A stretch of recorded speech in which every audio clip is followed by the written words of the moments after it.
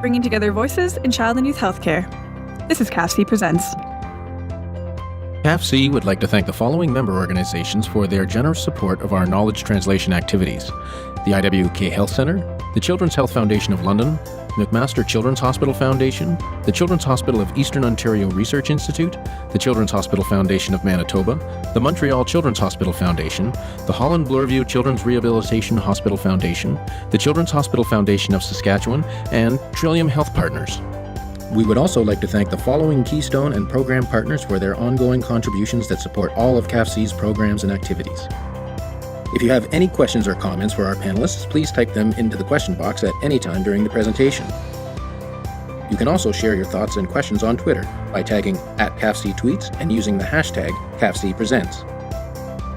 All of our webinars are recorded and can be found on the CAFC Knowledge Exchange Network. Use the CAN to share these recordings with your colleagues or register an account and post comments, links, or other resources that you think will be of interest. And be sure to sign up for the CAFC Presents weekly email newsletter to stay up to date with upcoming webinars and our recorded webinar archive.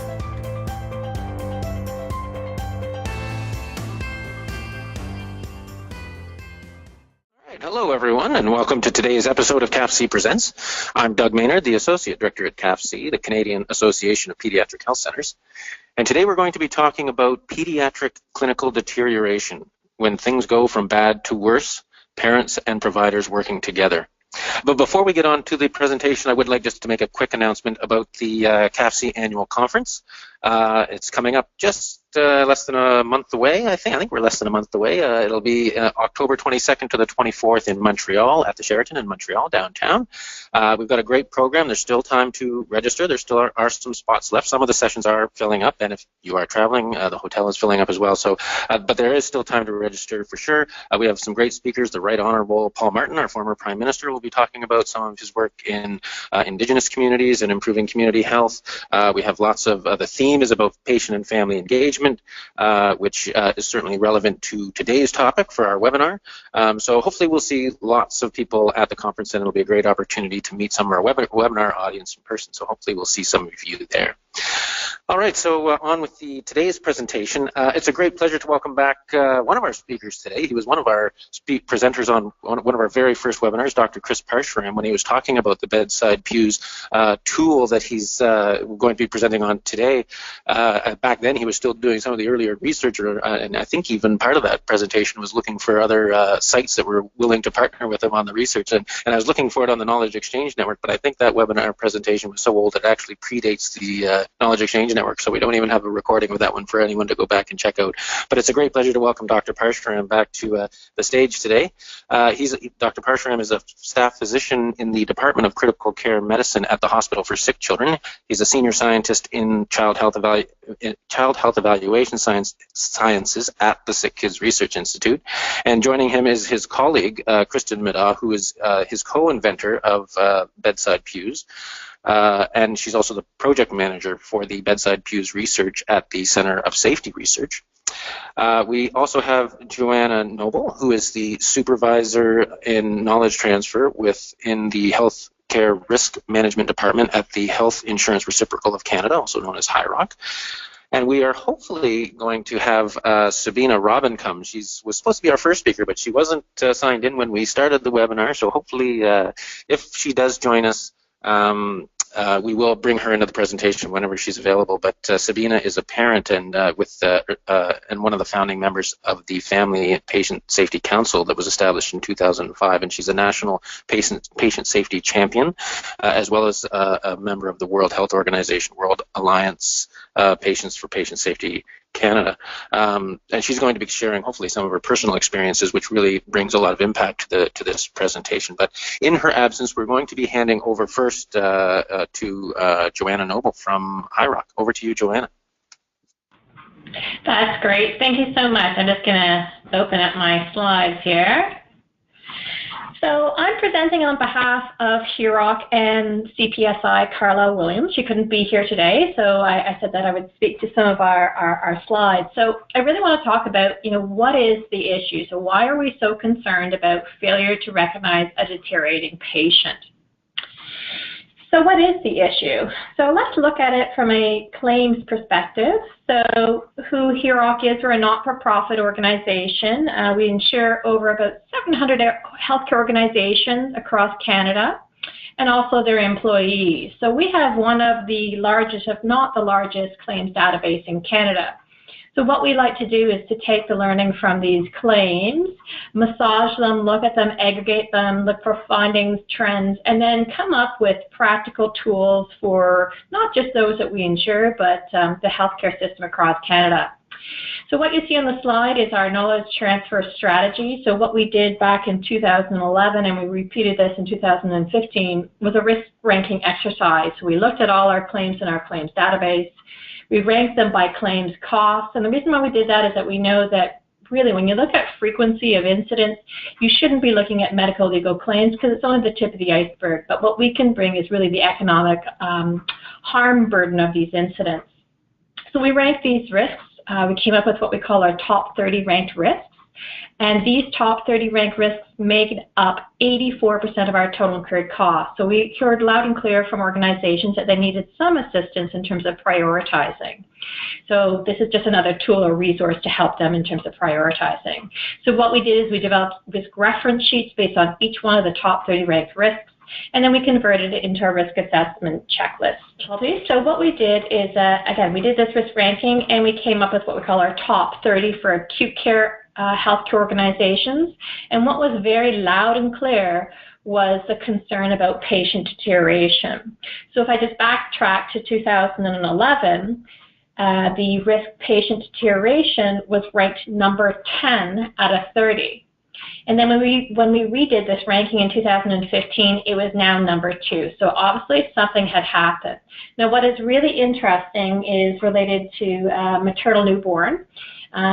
Failure to interpret and respond to abnormal fetal status, as an example, has remained our top ranked risk based on claims experience.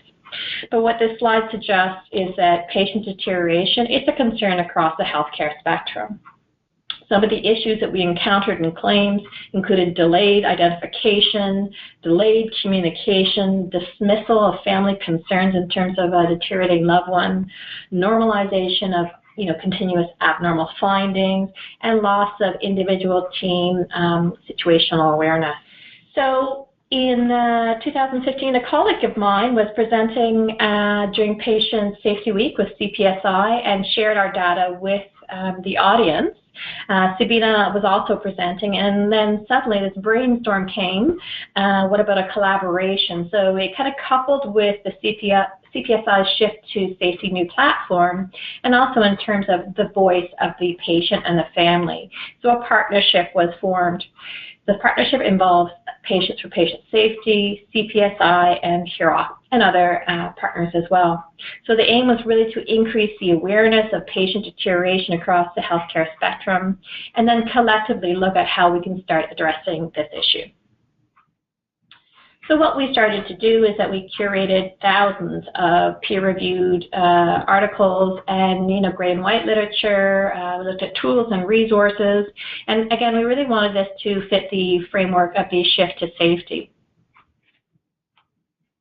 Now, alignment was, it's actually perfect timing because we actually were invited to participate and provide feedback to HSO in terms of some of their new standards. So we provided feedback as a collective for the critical care standards and inpatient standards as well. So again, it was perfect timing and totally aligned with our collaborative. So this is just providing you a quick link to the Shift to Safety platform, and what we did is that we curated the tools and resources and populated what we consider to be the vital few resources for both the public, the provider, and the leader. And I think what was really essential is that we actually had the voice of the patient and the family, and that was so essential when we actually curated the literature and actually came up with these tools. So I'm going to hand this over to Sabina if she has now dialed in. I can see the slow progress, as I'm sure she is. She's now switched to telephone, so I'm sure she's quickly dialing the number right now. So Sabina, can you hear us now? I can. Can you All hear me? right. Yes, we can. And I'm apologies. so sorry. No, that's absolutely no problem. Joanna just finished a portion of the presentation, and we are prepared to just throw you right on the stage now without giving you any time to just sort of compose yourself if you're ready.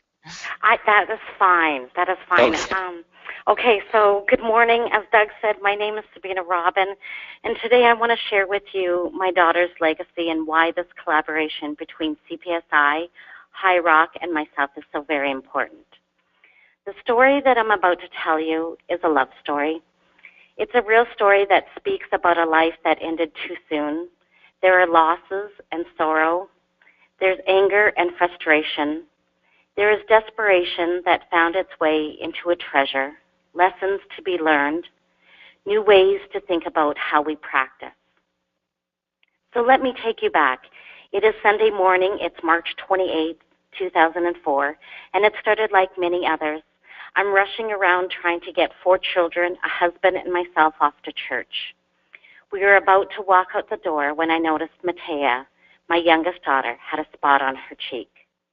At first glance, it looked as if one of the kids had got some pen on her cheek. But when I went to wash it away, I noticed that it was a petechiae spot.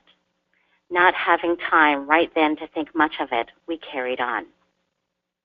After Mass, I went to change her when I noticed her little legs were significantly bruised. They were black and blue from just above her knees to just below. It was then I knew that something was wrong. I made a call to the hospital where I worked. An emergency nurse told me to call HealthLink as they no longer were allowed to give advice out over the phone. Calling HealthLink and relaying my story once again, the nurse on the other end of the line thought that Matea was asymptomatic, other than her bruising, and that she could wait to be seen in the clinic on Monday.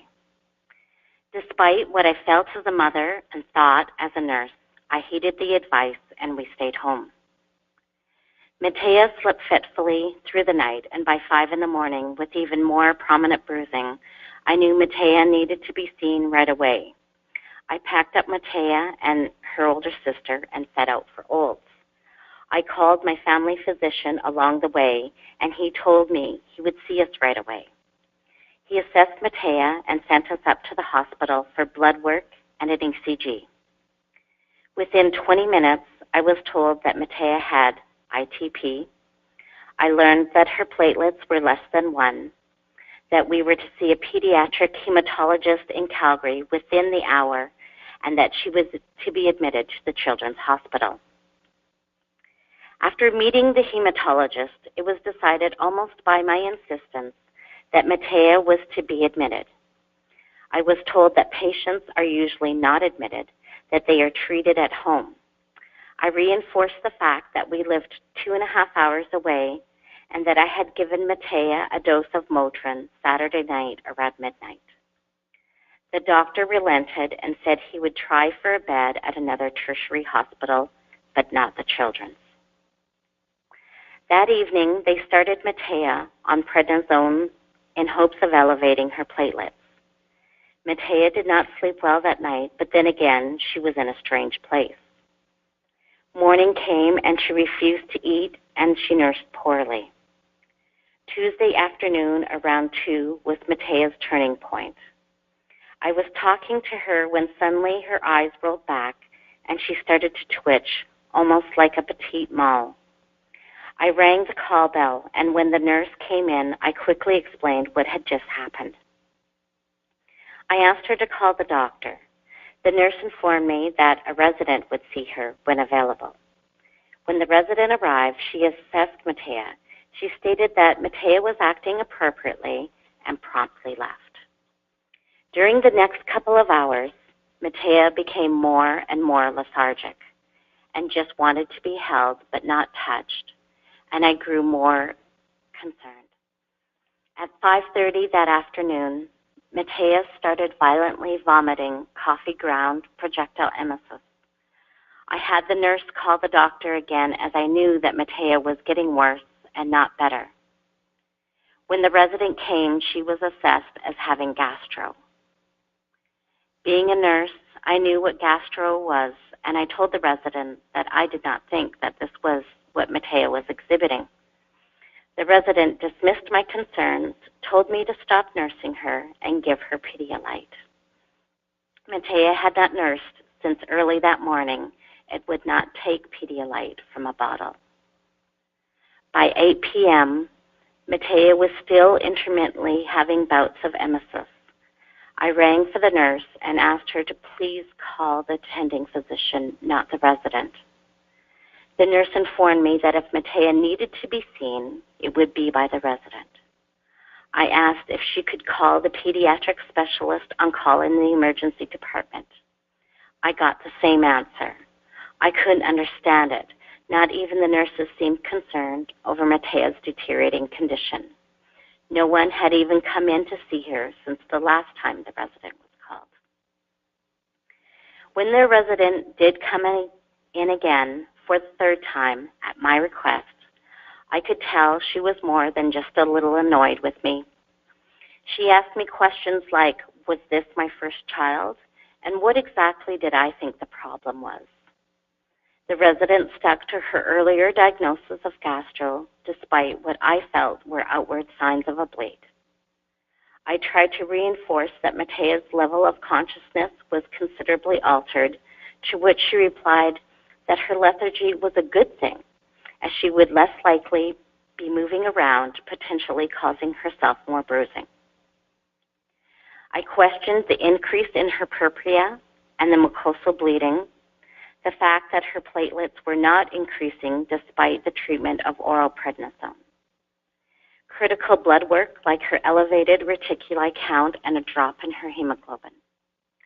I even questioned a bleed amongst other differentials. I was told that a bleed was so rare that it wasn't probable. I asked for an IV line to be started, even just to keep the vein open. She told me that my daughter did not appear to be dehydrated, so no line was initiated. Matea continued to deteriorate throughout the night. She moaned and she cried. She cringed when I would touch her. She became less and less responsive. The night turned to early morning. At 4:30, I pleaded with the nurse to call the physician in. Matea was dying and needed to be seen. Again, the nurses stated that if Matea needed to be seen, she would only be seen by the resident. When the resident arrived, I stood before her and I begged her to do something. She told me that she would not wake Matea to do an assessment as she thought Matea was sleeping. I was told that I was overreacting, that I was tired, and that I really should try and get some sleep. I decided in desperation that I was going to discharge her. They asked me, "Where are you going to go?" And all I could think of was that I needed to get her to the children's hospital. But I had no vehicle and no cash. And I thought, what happens if I get into that taxi and she dies before she gets to where she needs to be? The resident, condoning of my irrational behavior, stated that Matea was really getting the best possible care and that it was in her best interest that we stay. So I chose what I thought would be the safer of our two options. I held on to my daughter and I prayed that she wouldn't die, that what I felt and knew to be true was wrong and that someone would save her. Matea's deteriorating condition escalated over the next few hours. I desperately sought out a new nurse just coming on to shift and bringing her to the room to see Matea. Her facial expression was a telltale sign. She asked me, when did her condition change? And I started to cry. She asked me to try and give her a dose of prednisone. After not even giving her half the dosage, Matea started to seize. Her pupils dilated and deviated to the right, and my whole world fell apart. The harsh reality is Matea did die. April 5th has marked 13 years since I've had to do the hardest thing I will ever have to do in my life. I watched as they disconnected the life support. I held my baby girl in my arms as she took her last agonizing breath. A lifetime's worth of love and laughter silenced because no one would just simply listen. She was 7 months and 23 days old. Now, it is hard to know what the most important thing to say is, as there are so many things to be said and far more things that should be said. But what I want you to know, what I think everyone practicing in medicine should know, is this. Please learn to listen to your patients, or in my case, the mother or the parents. It is only to everyone's benefit. Use critical hearing. By this I mean try not to judge or stereotype the patient or family. Look beyond the fear and desperation. Please value what parents have to say about their child who really do know them better. Be humble enough to allow someone else to come in and give a second opinion. A second opinion instills confidence. It does not question your skills. It demonstrates professionalism and respect. It speaks to your ethics and morals, because at the end of the day, it is not about us as healthcare professionals. It is about the people, the patients that we swore an oath to do no harm. As the mother of Matea, let me tell you what it is like not to be heard. I have never felt so helpless in my entire life. I could feel my little girl slipping away, and I could not get anyone to listen to me. There is nothing worse than holding your child in your arms and watching them slowly and painfully die. It is heart-wrenching, it is unbearable, and it sucks the life right out of you. Because no one would listen, failure to recognize early signs of an intracerebral bleed were missed. Because no one would listen, vital communication between the attending physician, the resident, and the nurses was lost. How could we work effectively for the best outcome of our patients if we cannot even talk to one another? Communication is essential, and some barriers that are projected need to be broken down. It is about teamwork. Everyone has a role to play, and no one is more or less important. And the patient and the family, they are a part of that healthcare team. Safer healthcare is not delivered by one profession or one member of the team. Safer healthcare is everyone's responsibility.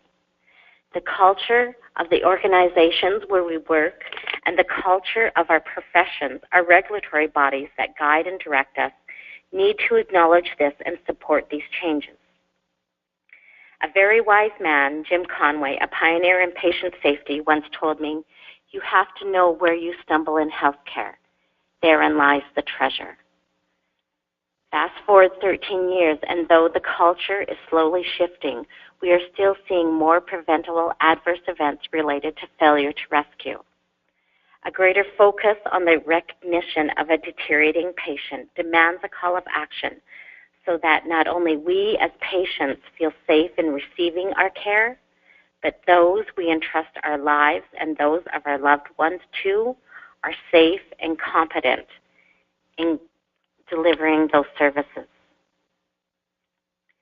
This story is now my daughter's legacy. I wish I could say that the likelihood of this tragedy happening again is rare.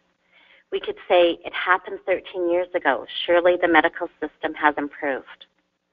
Now, although the culture is changing, negative patient outcomes continue to increase.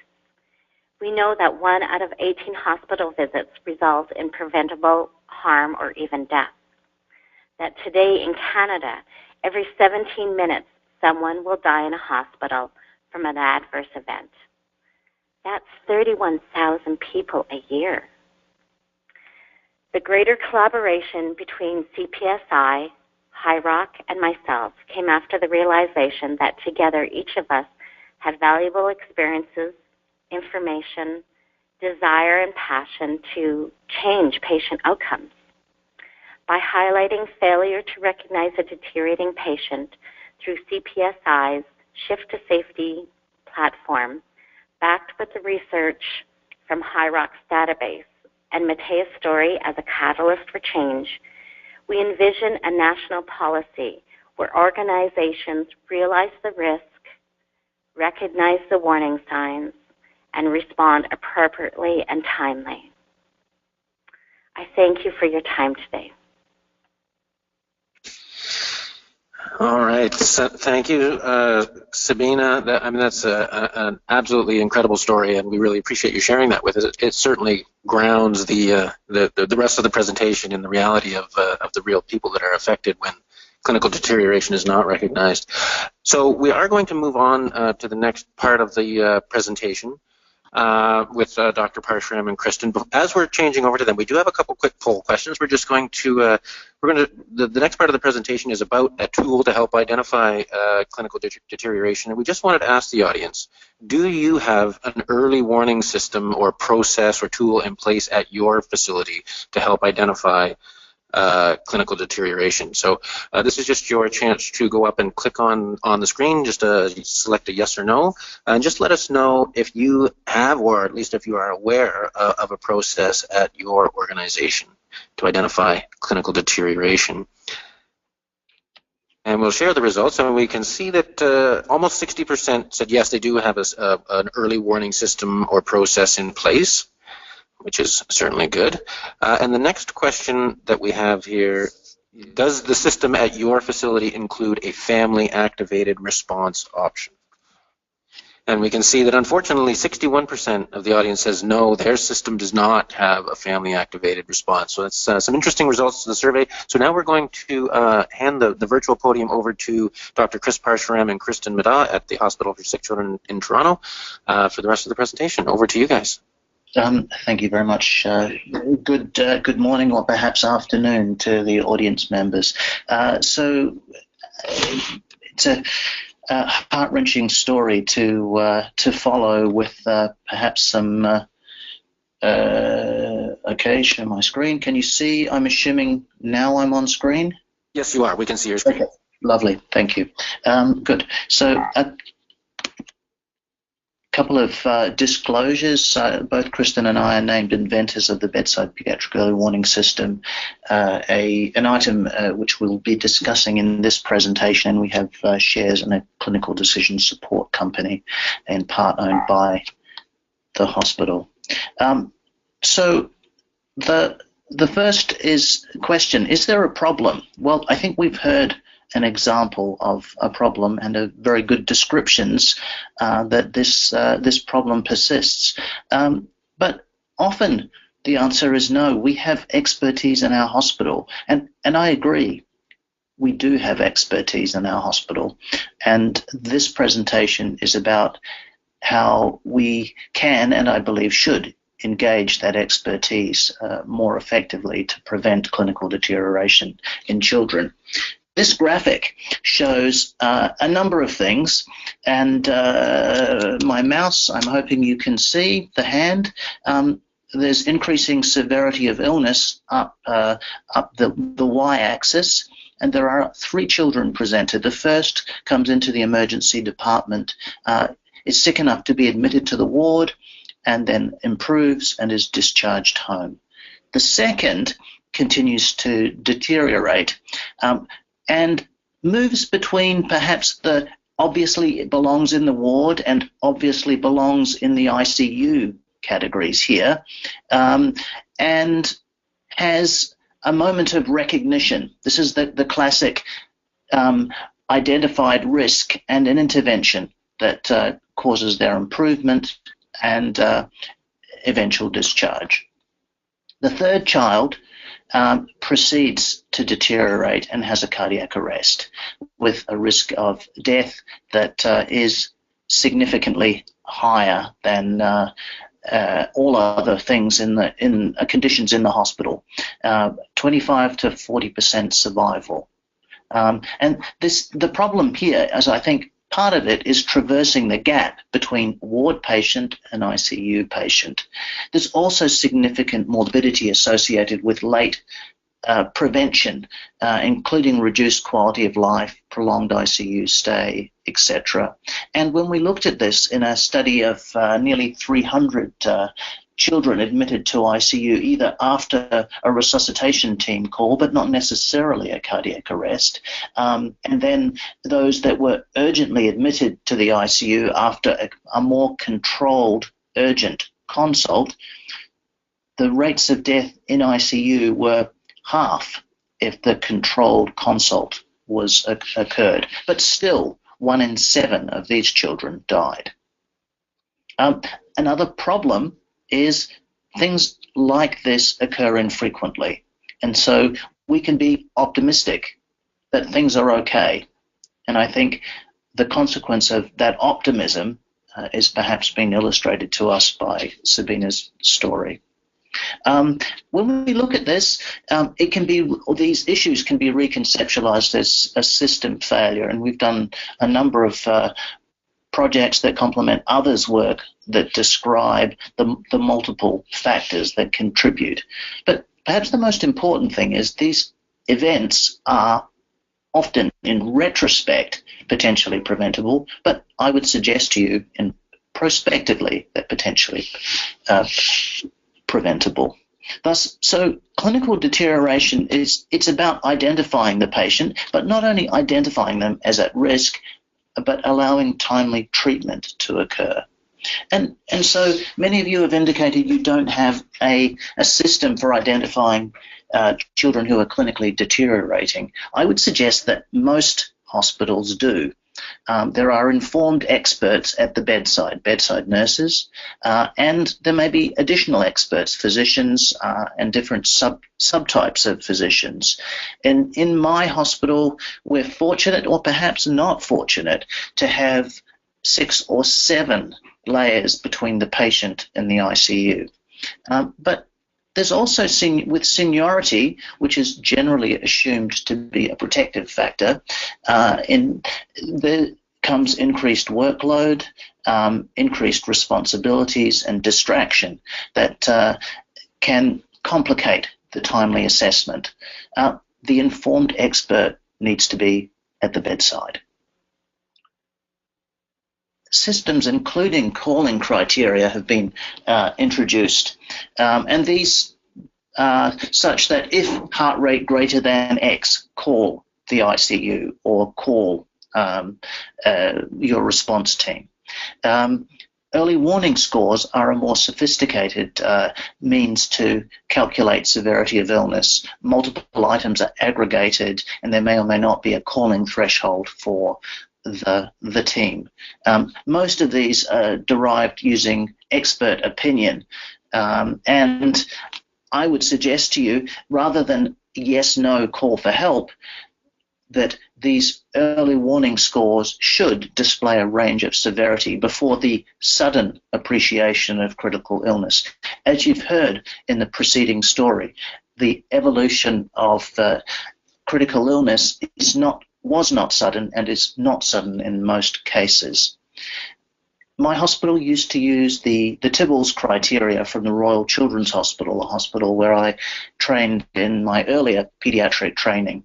And you can see the first item here, nurse or doctor worried about clinical state. So this is an important consideration. However, these are meant to be criteria that help the nurse or doctor identify a sick child, rather than simply saying, if you're worried, you should call. I think we shouldn't need criteria for this.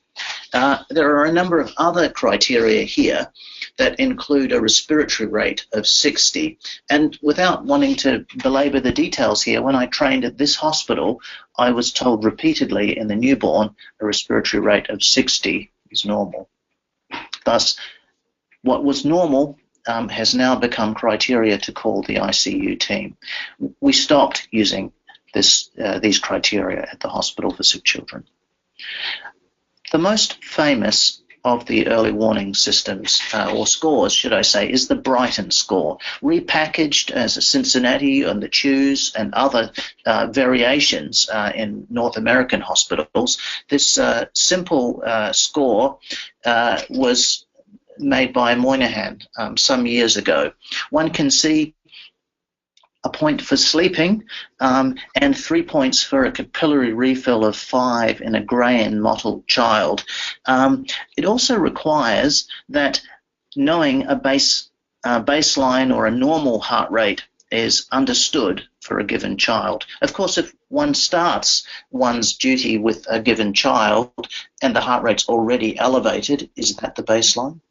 these criteria are difficult to operationalize, and then more nebulous criteria in a publication from JAMA, the Lucille Packard Children's Hospital criteria, showing again concern or acute change in these things, never mind a chronic change. But I would suggest to you once again, this is the empowered expert, and I think this is a good concept. However, if we're going to introduce criteria or scores, the expert needs to be empowered and enabled in more ways than I've just described.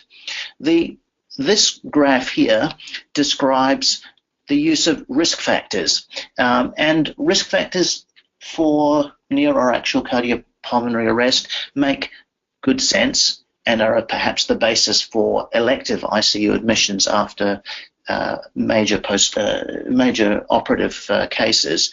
One can see here, though, the number of risk factors, it's rare to have 8, would indicate that there's a range, but also patients without risk factors have significant events. I'm going to talk about the Bedside PEWS score in a moment, but you can see patients without and patients with risk factors don't have events. So alone, these are not sufficient. So we created the Bedside Pediatric Early Warning System, which includes the score, I'll talk about that shortly, a documentation record to support decisions by frontline clinicians, and score-matched care recommendations, not call the team or call the ICU, but a range of recommendations and a program for implementation. The score is simple and made up of common vital signs and statistically developed and well validated in a large cohort of children. The performance using standard receiver operating characteristics curves is indicated here, and this is a good performance statistic. However, when we asked nurses how surprised they would be if there was a patient emergency while on break, you can see not at all surprised, scored significantly higher than extremely surprised. So the nurses seem to be able to predict the risk of their patients, and this was highly correlated with the score. Why is this useful here? It's useful because it tells us the score is aligned with the retrospective of opinion of the nurses looking after the patients. And in fact, when we compared in the larger study the nurse opinion with the score was actually a better predictor of the future events than the registered nurse. What was best, of course, is putting the two together. This slide shows the score changes over time, from a day before to the hours just before ICU admission. This line here with my mouse indicates the average score in the hospital for sick children. So you can see 12 to 24 hours before the event, scores are elevated, providing a window for opportunity a window of opportunity to prevent ICU admission. This graph shows with increasing background risk factors, the baseline score increases. And I think Joanna mentioned this normalization of abnormal, which we strongly discourage as we implement Bedside PEWS. And one can see here, these complicated children at the 5, 6, 7, 8 end of the graph, their scores increment, but they have significantly less physiologic reserve, and the gap between holding on and deterioration is much smaller.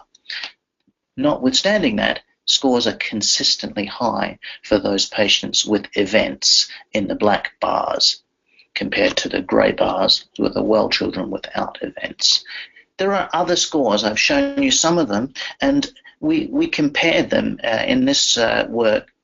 And the two best performing scores were our complicated score that we developed in 2006 and our subsequent, the simple Bedside PEWS score. 0.5 area under the curve statistic is not much difference than chance alone. So these criteria would indicate the Bedside PEWS score is the best available score to identify children at risk of near or actual cardiopulmonary arrest. We created a documentation system. Visual presentation is key.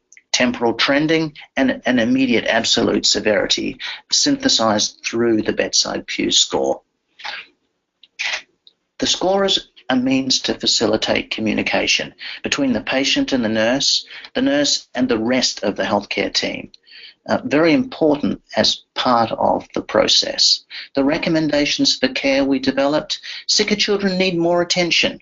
They need more frequent review and more likely secondary consultation. Institutions differ, and so the responses differ. And we used an evidence-based approach involving over 300 healthcare professionals to develop the recommendations. One of the recommendations is the physician visit. You can see here patients with urgent ICU admission had significantly more consultations documented than those having resuscitation team calls. And then, of course, patients get better, and it may be that we can escalate using the escalation algorithm and de-escalate, perhaps even without ICU admission.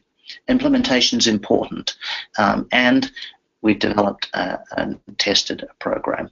It's a screening tool, and it becomes the vital sign documentation method to complement judgment and improves communication and transitions. We've implemented at a number of sites.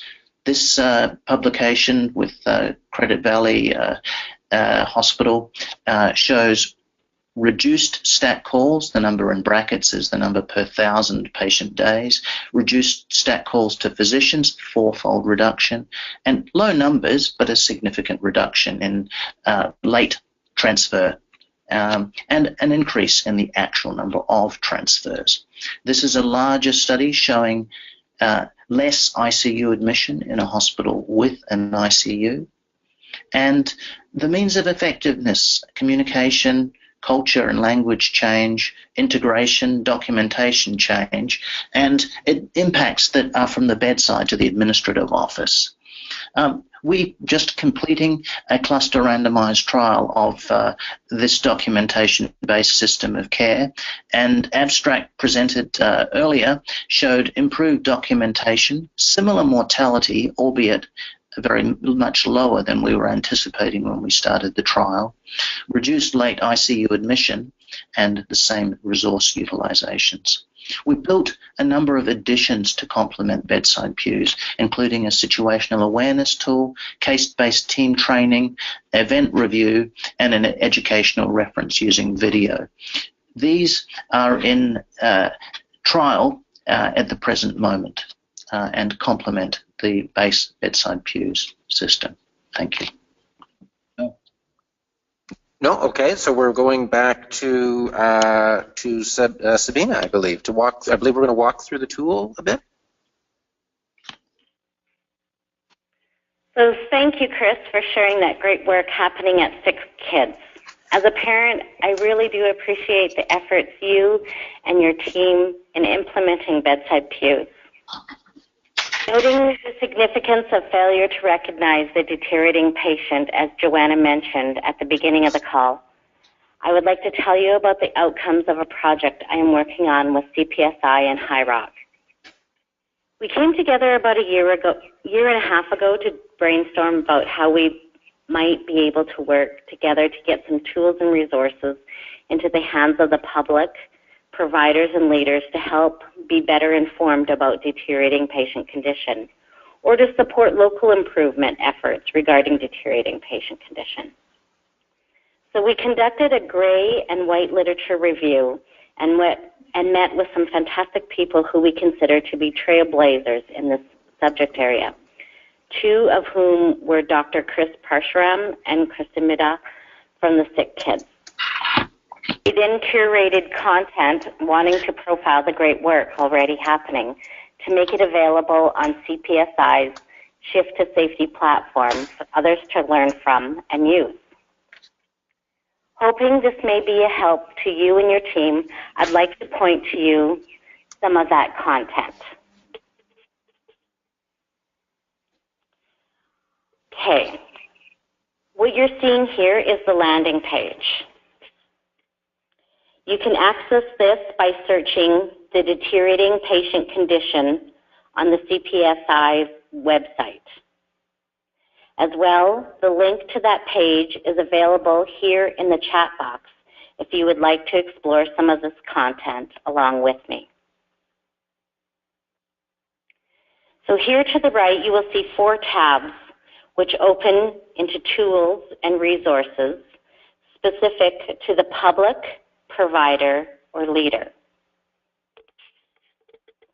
Additionally, you will see a list of recommended readings and articles divided into helpful sections.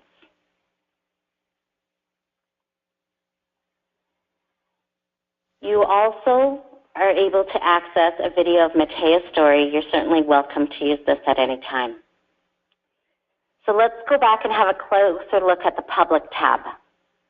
One of the tools I'd like to highlight here for the public is the top 10 signs of a rapidly deteriorating patient. Though not specific to pediatric care, it is a helpful tool for public awareness.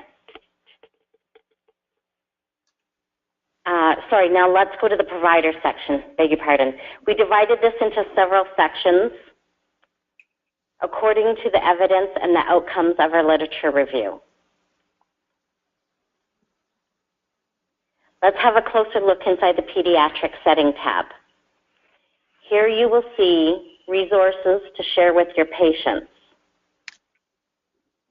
and some provider resources, as well as references to some key contacts, including the Bedside PEWS team at SickKids, which you just heard all about from Chris.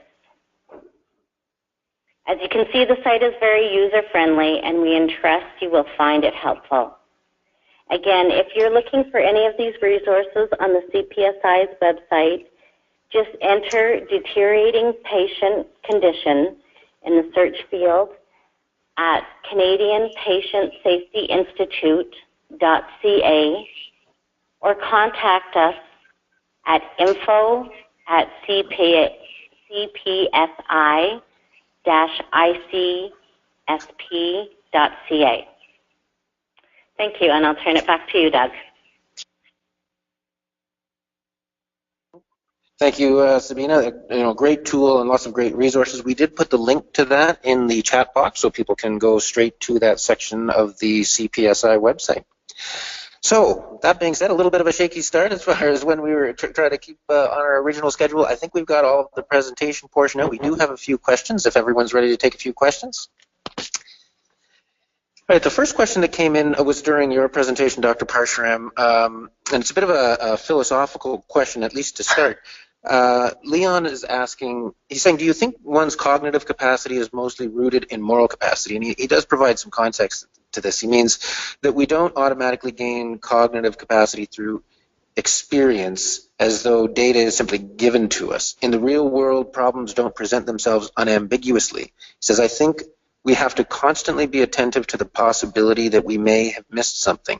This is more of an ethical issue, an ethical virtue. So he's wondering, in addition to having access to tools like Bedside PEWS or any other tool, how do we foster this ability to recognize that we might have missed something, and to therefore listen to someone like a patient or a parent? So it's a complex statement and question combination. And I think one of the key things is that perhaps doesn't come across in this mechanistic description of the Bedside PEWS is the tool is about enabling clinicians to understand their patient's global condition better in order to and enables them to gives them, if you like, a sort of second opinion about the child's clinical condition.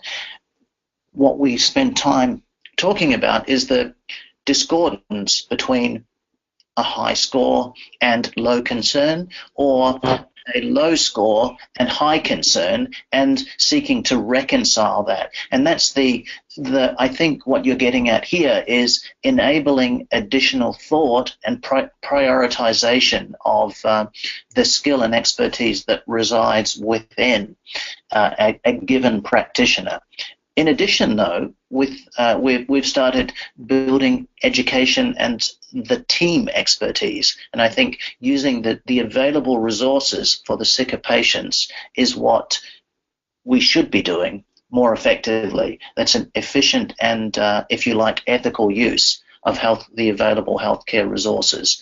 I'm not sure, I may have missed some of the more philosophical elements of your question, but for me, the identification of children who are clinically deteriorating is a very practical thing, and the cognitive processes are complex, and we need to be cognizant of thinking and rethinking our approach, especially if things aren't working out. This is why a severity of illness score is so important, to give us a second set of eyes and, if you like, a second opinion without a second body to give us that opinion.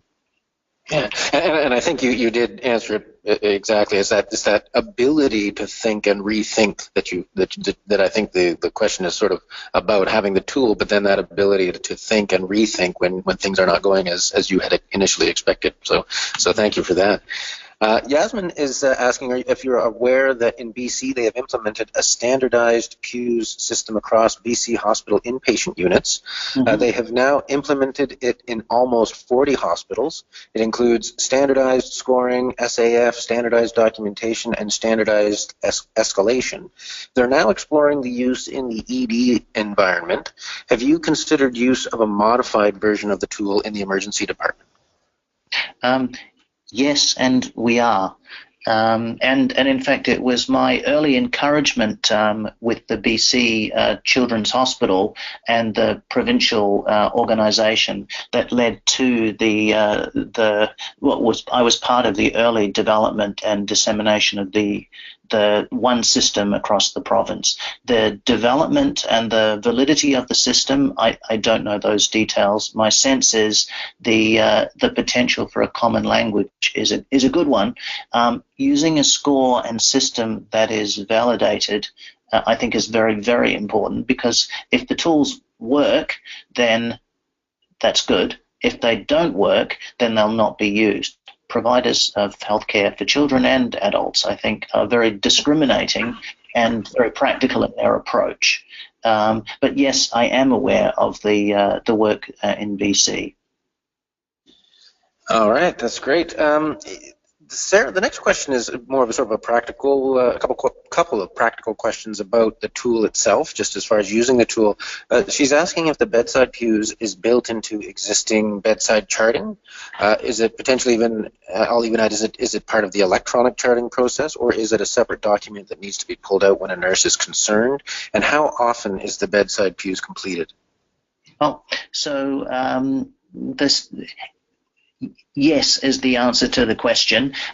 It's a routine screening tool that's applied to all hospitalized children. In the same way you wouldn't make the argument not to do a heel prick test for those multiple congenital conditions. The Bedside PEWS is applied to all children rather than waiting for concern to then apply. And the documentation, paper, electronic, and other forms exist. But the intent is to be used as a screening tool. And in fact, we've even published using it as a tool to guide ICU discharge. ICU admission, yes, obvious, but ICU discharge also. All right, and with that, I think we are just about out of time. It's just 12 o'clock on my clock here in Ottawa, and I did want to make sure I gave a chance for the audience, for our panel, to sort of share any closing comments, any key messages that you'd like to leave the audience with before we wrap this session up. Maybe we'll start with you, Dr. Parshuram, since we've got you on the line here. Just any key messages that you would like to leave the audience with. I think the the recognition of a child who's clinically deteriorating is always obvious in retrospect. Having appropriate tools that are well developed and shown to be effective as the strategy is a very important part of the solution. All right. And Joanna, we still have you with us. I hope we haven't heard too much from you, but if you have any closing comments that you'd like to leave the audience with before we wrap up. So thank you so much for that. So it's more of a high-level comment. I think someone mentioned it during one of the sessions in terms of that often what is encountered is a subtle deterioration. Yes, we do have cases where there's a rapid deterioration, but I think in terms of the medical legal cases that we have worked with and defended, it really is related to more of a subtle deterioration. And I think that's why we're always so excited when we hear about tools such as the PEWS that, you know, graphically and cognitively empowers the practitioner to quickly see a deterioration. And again, it could be the deterioration overnight over a couple of days, but there is, again, that pattern. You're able to pick that up. So that's more of a high-level comment in terms of that what we're seeing is more of the deterioration over a longer period of time rather than the rapid. All right. And Sabina, I just wanted to give you the final word before we wrapped up, and as well, thank you again for sharing such an important story with us. Is there anything you'd like to leave the audience with before we, as the final word? I mean, I would definitely like to echo Chris and Joanna's comments, but from a patient perspective, I would just say that, you know, really incorporating the patient voice, you know, the mom or the dad or whoever the loved one is at the bedside, to just actively be listening to what they're saying, because, I mean, PEWS is a great system, but, you know, there, like Joanna said, there sometimes are those subtle details that, you know, that subtle deterioration that's not always picked up right away in, you know, in an evaluation like PEWS, that, you know, maybe the mom or the dad knowing that, you know, they can't tell you exactly what's wrong, but they know that something's wrong with their child. And so being open to listening to them about their concerns and not stereotyping, I think is the biggest thing I can leave this audience with. All right, and thank you again for that. I mean, such an amazing story, and we really appreciate you sharing that with us. And thank you again to the rest of our panel, Dr. Parshuram, Kristen Middaugh, and Joanna Noble.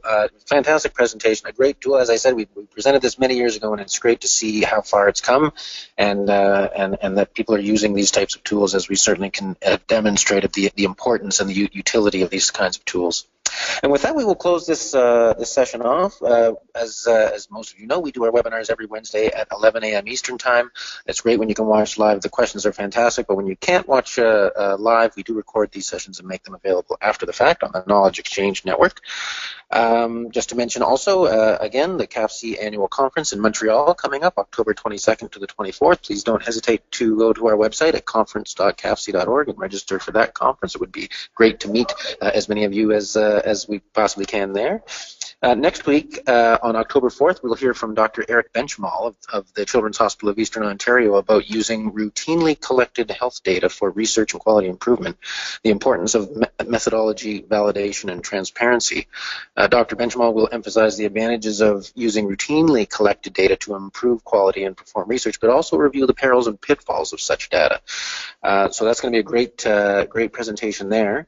And then we'll be taking a short break after that. During our conference, we usually do close down our webinars for just a few weeks, so we will be back again in November. And if you subscribe to our email newsletter about with the webinar updates, you'll be able to get the notifications of the upcoming webinars in November. So, great presentation coming up next week. We hope to join you. A great conference coming up. We hope to see you there. And otherwise, we'll speak again in November. So hopefully, we'll see you back soon.